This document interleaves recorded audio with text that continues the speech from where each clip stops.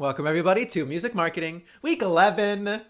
I skipped like 4 weeks and now we're back. We did 2 in a row, so you know I'm on it. You know I'm for real.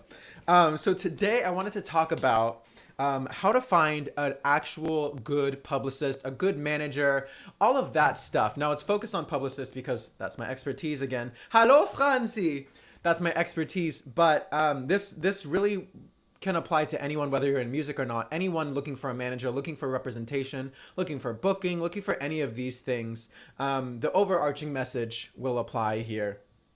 And this was inspired because I was talking to a prospective client. Hi, Indalia! I was talking to a prospective client today. Oh, I just realized I'm watching myself on Twitch and it's freaking me out. I don't normally watch myself.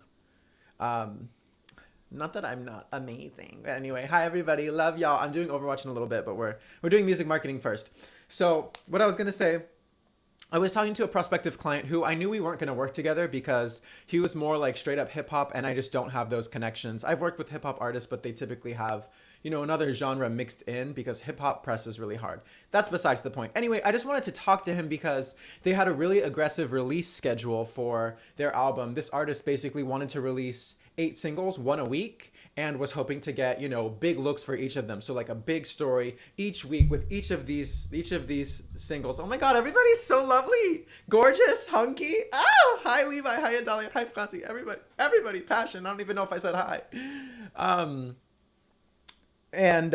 So we're doing music marketing, like I said. Okay, sounds good. Well, we're doing ranked, Franzi. We're finishing up ranked matches, but we'll probably do some quick play too after. And this is literally my 11th TED Talk. Okay.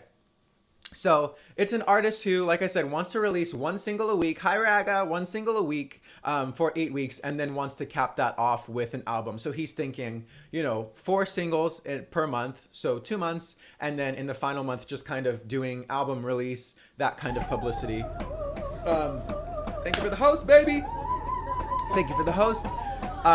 So that is a very aggressive release schedule. Typically when you're releasing music or, content in general, you're kind of releasing something every 3 to 4 weeks max. So, once a month is typically a good amount of time to be able to, get the story, even if it's something that's takes a little longer to get down or you have to follow up with people for a couple weeks, typically within a month, you got all of the main press that you're going to squeeze out of something. So again, a week is very aggressive and they hadn't worked with press before. So I just wanted to make sure that when they hire a publicist, who's not going to be me, because it's just not a match, like I said before, genre-wise, connection-wise, all of that. Even though I really liked his music, I just didn't feel like I would be able to do justice for the price that I would charge him. So unless they wanted to just do like basic, like, oh, I'll create your press release, I'll, set you up with the people that you need to hit. But I wouldn't be able to really leverage connections for them. Anyway, so there's basically, when you come forward with something like this, there's going to be a lot of people, when you have a release schedule, Ragged, thank you for the host, baby. When you have a release schedule, when you have a, plan of something like this, people want you as a client because they want your money. But then there's publicists who, want to support you and are also doing this because they love it. And there's people who just want money and will say yes to take on anything just to get you as a client and to get your $1,000 or $1,500 a month. So this client, he's ready to spend maybe $6,000 total over the course of this campaign. So, and a lot of places, they'll have you pay up front per month. So maybe in month 2, he's paid $3,000 and he's like, you know what? Nothing's happening. And I'm out $3,000. No, now I only have $3,000 left to work with another company. It kind of, shoots him in the foot. So basically, I wanted to talk to him. I wanted to talk to his manager. I wanted to talk to his label just to make sure they had the know-how about PR and publicists and the kind of things that publicists should be doing for you so that they don't end up with someone who is basically scamming them out of their money, and they don't realize it until it's too late. So that's what I wanted to talk about today, because I'm very passionate, obviously, about indie artists, and I'm very passionate, obviously, about PR and people working with the right PR and publicity. Because there's just so many. My first company I worked at was a scam company. Now, it wasn't fully a scam. All the people working there were trying hard, but the bosses there just loaded us with as many clients as we could handle, and then some. Typically Publicists, I'm trying to pull up my notes here. Where is that? Here. Typically, publicists will work with anywhere from like 8 to 12 clients. Like an individual person will work with that many people. Sometimes they'll have an assistant under them. But I would say you typically don't want to work with a publicist who's working with more than 10. I would say 10 is like an average number. Unless you really love them and you're like, oh my God, this person's amazing. They're working with all of these people and they're doing great for all of them. So I think they can, still handle me on there too. Don't be afraid to ask questions with your publicist. Don't be afraid to say, like, how many people are you working with? Can you give me, links to all of their music? I want to check, or at least half of them, that you've been working with for a month now. I want to check. I want to see, what kind of work you're doing for them. And they should be like, yeah, of course, why not? If they have something to hide, that's a red flag. Now, there are times when they may be a little wary to send you something because sometimes PR campaigns, they don't go as well as others. And it doesn't mean the publicist is bad. It could be, infinite factors. So there's sometimes that good publicists still have, less than stellar campaigns. So, they might preface that and say like, hey, here's like the clients that I'm doing really well with right now. And here's a couple clients that, are kind of struggling. I think this is why. I don't think I will have that problem with you because of this. So, if they can explain why maybe some of their results are less than stellar, that's better than them just saying, oh yeah, I'm doing perfect for all of them, or them just sending a few and, trying to cover up the other people they're working with. So if they're working with 10 people, they should be totally happy with sending you 10 people or explaining why not and giving a good example. The moral of the story here, if you're not going to watch the rest of the 20 minutes, is you need to find a publicist who is transparent. See, that's great, Camus. I love if I can make this interesting. So you all can learn about the music business and how this works. Because what PR is, what publicity is, if you haven't caught up on my other videos, if this is your first one, what PR is basically, if I'm your publicist, I am repping you and trying to get you into as much media as possible. So digital magazines, print magazines, newspapers, podcasts, maybe not radio, like playing radio, but like maybe a radio show, radio type of interview. I mean, that might be more radio, but more it's just like getting you in blogs, getting you in magazines, getting you in newspapers, publications, all of that stuff. So, and typically press will cost anywhere from, most companies will charge anywhere from like 1,000 to 15 or more. Like an entry level solid person would be like 1,000 to 1,500. So anything below that, you also want to, see like, why are they charging less? Is it because they're not as good, so they need to have a lower price to be able to lock in clients? Or is it because they're making, cutting a deal for me? Or is it because they are, hi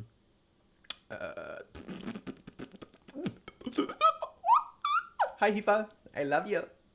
I saw that you were playing that. Or is it that, okay, what was I saying? So is it because I don't know. Oh, is it because they're charging less because they're like just starting out and they're trying to grow their base? Or are they charging less because no one ever wants to work with them because they don't do good work? So they have to lower their rate just to create demand here. Thank you, Iro, for lurking. I love it. So let me just see which things I just talked about. But yeah, so not only should they be transparent about, campaigns that they're working on and that they have worked on, and they also shouldn't just send you like, oh yeah, here's this like A-lister that we worked with. Here's these amazing top level artists. You want to see artists that are on your level. Like, it doesn't matter if they worked with J-Lo. It doesn't matter if they worked with Billie Eilish or whoever. Unless they worked with her from the time she was small till she was big. Because there's a lot of times people will put bigger artists on their resume and say like, oh yeah, I did PR for Billie Eilish. And it's like, well, yeah, but you did that for a month and then Billie fired you because you didn't do anything for her and you just stole money. So you need to, don't be hypnotized by someone saying they've worked with A-listers or big name clients. You don't care about that. You don't care about that unless they can show that they went from, they've been there for the last few years and grew them to that point. You want to know that they have experience working with artists of your size, and preferably bringing those artists to a bigger size. When all my artists have definitely leveled up from, releasing their first singles to then getting on Spotify playlists, performing in partnership with like Carnegie Hall and different stuff like that. getting on Billboard. Got myself. I'm gonna be on Billboard for the second time in like 3 months, 2 months, 3 months. How was that? Keep playing, Eva. You know what I do, bitch. But we're doing Overwatch later if you want to join. So not only should they be transparent about how many clients they work with, but they should also, talk about how each week they should, before you work with them, ask them like, what kind of reporting do you do? Because most publicists will send you at least a weekly report of who have they pitched, what responses have they got, what declines have they gotten, what's in the works, what new has, been posted and shared, all of that stuff. So make sure that they do that type of thing. You, again, have them send an example of a press report that they've done for another client. Also talk to them about how often are they available to talk to you. Just in general, if you have an idea, if you have a question about something, you don't want to pester your publicist because we're fucking busy. Love you, Camus. We're busy as heck. Like I said, typically they're working with like 10 clients. So they only have, 5 hours per client basically a week. So there's not that much wiggle room. But a good publicist will still find time to talk to you. It just may not always be on the phone. It may have to be a quick text. It may be a short email. But do ask them about, their preferred contact methods and patterns, all of that, and see if it fits with what you're comfortable with. Remember, you can't micromanage this, but you should feel like you can go to them at any time without feeling like guilty. Yes, that. Okay, let me see what else. And just like I'm talking now, like I feel like you can tell I have some energy about me. I have some passion about me. When they're talking to you, they should be excited. They should be interested. They should have listened to your music. I've heard so many horror stories of, people, artists that end up working with me that have, had phone calls or talked with other publicists first. And the publicist is like, oh yeah, I love your music. And they're like, oh yeah, okay, which one do you think should be a single? Which ones like did you like? And then they're like, actually I didn't listen to your music yet. Or the artist is like, hey, like what did you think of my music? And then they're like, I didn't actually listen yet, but I will right after this, I promise. It's like, if you're gonna talk to, that's not, you don't want to work with someone who is reactive. You want to work with somebody who is proactive, who's energetic, who wants to get to know you, and who is very forthcoming, and yeah, some horror story, and who wants to, hi Edis. Oh, have fun at baseball, my dear. Go knock that shit out. Knock it out. Knock it out. Good luck. Tell me how it goes. I'll be on for a little bit. Yes. So just make sure that when you first talk to them, there's no red flags. If there's red flags at any point in this, you're the best, Cetus. You're so sweet. If there's a red flag at any point in this, really question if you should work with them. Because they can say all the right things, but it can all be a lie. And I wanted to say that if you are talking to someone and you're unsure if they're a good fit, message me if you want me to look into them for you. I would love to. I'm going to start making a list of companies that I think are, more reputable than others, maybe trying to figure out, how they fit in a budget scale, so that I can recommend those to people who might come to me and be unsure and looking for press, even if I don't have time to work with you, or if it's, not a match between us in terms of genre or, anything like that. So like I said, they should have this type of fire. They should have this type of knowledge that they're bringing to you. But they also shouldn't try to step on your ideas and your strategy. They're the pro, but you're the pro with your music, and that's close to your heart. So, for example, with this artist that I was talking about, him wanting to release a single every week, that's really intense. And I feel like a lot of publicists would tell him, hey, that's just not going to work. Instead of thinking, hey, maybe there's some different ways that we can work this. Like maybe it won't be completely your idea, but we won't necessarily do it one single a month for 8 months. Maybe there's, we can kind of drop 2 at once with, a publication and another 2 with another publication and something like that. That's what we were talking about. Just different ways to kind of think of it where it would save a little work for the publicist, but also still deliver the right results for the client. Hi James, good morning. Oh no, good night, late night. Early morning. I don't know. But hi, Borneo. Cut my shark song. Yeah, you interrupted Hifa. Um, so let me delete that. Let me delete that. Okay, so the next thing is, like I said, publicists are going to charge anywhere from 1,000 to 1,500. They might charge less and still be great. They might charge more and be trash, or they might charge more and be like the top, PR firm. Some of them charge more and they deserve to charge more because you will literally get in everything because they've been around for 15, 20 years, and they only work with the best clients. So if you find that right company for you and you got that money to blow, or you can, fundraise it, go for it. Go for it. But an important thing is that you realize that you can always negotiate too. Especially if you're, typically when you're working with PR, like I said, you're working with them for 3 months, 4 months. So you can negotiate, maybe like a 10%, 15% off the monthly rate. If they're charging 1,500, maybe you can get 1,300 for 4 months or something, or 1,400, something, something. Um, Now, some of the bigger, more established ones might not, just because they don't need to. They have so many people knocking on their doors. They're like, you're great, but so is the next person, and they can pay us the full rate. So you do have to be careful, but no one would be like, oh, you tried to negotiate? No, I'm not going to work with you. At the very least, they'd say, hey, you know what? We really don't negotiate. It's just our policy, and we have, so many artists that are paying that much or more. So it wouldn't work for, paying our employees and all of that stuff. Maybe they do that, and that's fair, but talk about budget with them and see what you can do. They should also be setting expectations with you, about like, okay, this is how long it takes me to set up your campaign. This is what I would do in the first month, the first few weeks. Basically kind of give you a bare bones skeleton. Obviously, they're not going to spend time to say like, here's who I'm going to pitch at the exact time, like these times, we're going to do this, because you haven't even hired them yet. So they're not going to put together that full formula, but they should be able to give you a general, example, or, say, hey, well, with this artist, what we did week 1 was this, week 2 was this, week 3 was this, week 4 was this, and then, month 2, we kind of did that same thing for the next single. Just give you some type of thing that you can kind of, okay, I see it, I get it. And, you can even Google that artist and go back to that week and go, okay, yeah, that week they got them these things. This second week they got them these things. You can really deep dive and do the detective work. And it takes time to do that, but it's better to take that time before hiring someone and make sure that you hire the right person versus realize that, 2 months in, you've wasted $3,000. They haven't done anything. And that's just their typical, and they kind of, said all the right things to make you think that they would be good, and they're not. And there are a lot of people like that.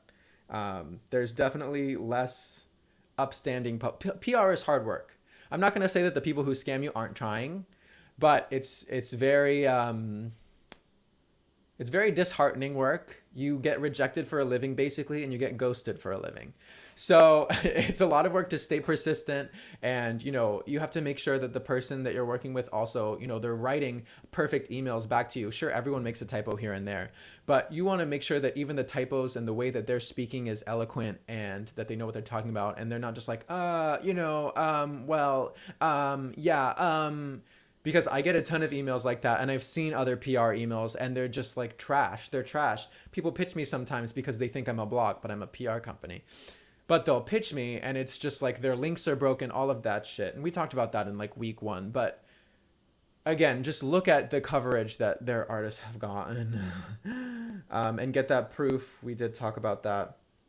And ask about how many artists they're working with. Now, the other thing is publicists are publicists. We work in publicity. And what that means is getting press. So our specialty is not getting you on Spotify playlists. Our specialty is not setting up branding deals to, get you a collaboration with like Adidas or Nike or Apple. Our specialty is not getting you licensing so that your music can get into, commercials and shit like that.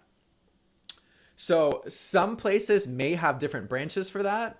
Some publicists may, have some experience with that they would add on for a fee, but do not hire a publicist who says that they want to focus on Spotify playlisting or says that they want to focus on this or that. They should focus on publicity. And then if you're like, hey, what about Spotify playlists? And they're like, well, that's not my main focus, but I have connections with some, not editorial playlists. Well, maybe they do, but, just independent playlists that I've gotten my artists on. But that would cost extra money. Just make sure that they're not offering you certain things to placate you. Like you don't want them to be like, oh yeah, Spotify playlist, I can do that. Yeah, sure, of course. And then they show you people, results that they have gotten, but then they just do that work for you instead of the PR work. Playlists are great, but the bulk of playlists that a publicist is going to get you, or a regular person, they're not going to get you that many plays. Like maybe 100 tops. 100 is not small, at least for, the smallest artists, people that I'm working with, people my size. 100 is nothing to sniff at. That's still solid, especially when you're just trying to get your shit over 1,000 streams in Spotify. You're so sweet, Hifa. I need a haircut. But every artist that I've worked with that has done Spotify campaigns has said that they're not really worth it.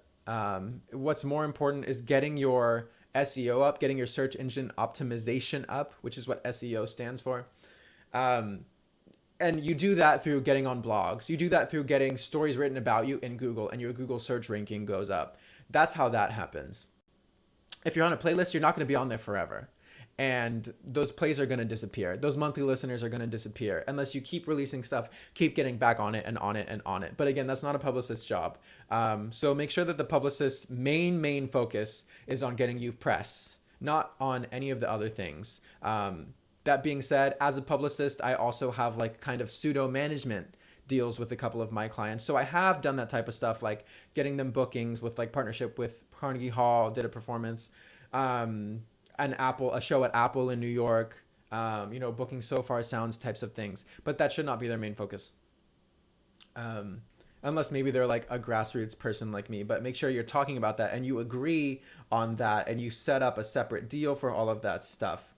Now, the client that I've been talking about today was he was asking, how can you support your publicist? How can you make their job easier? And there isn't necessarily a way that you can. I would say, obviously, before you go for a publicist, make sure that, all your imaging looks good, that all of your bios are hot, everything that we talked about back in the, first couple weeks. Make sure that, everything is cohesive, that you have a little bit of story there, that you're at least semi-active, at least posting like once a week on Instagram and Facebook, and maybe, a couple times a week on Twitter, even if it's not posting, just like reposting stuff from people, or, liking blogs, even if you're not posting original content, just like networking with people. But yeah, when a publicist gets you something, make sure that you share it out, even if it's a small thing, whether it's big or small, whatever. Make sure that you share it out. Those, I just realized they're all different, Hifa. Those are so cute. I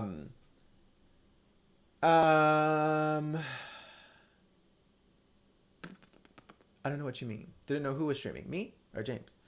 Oh, I see what you mean. Got it.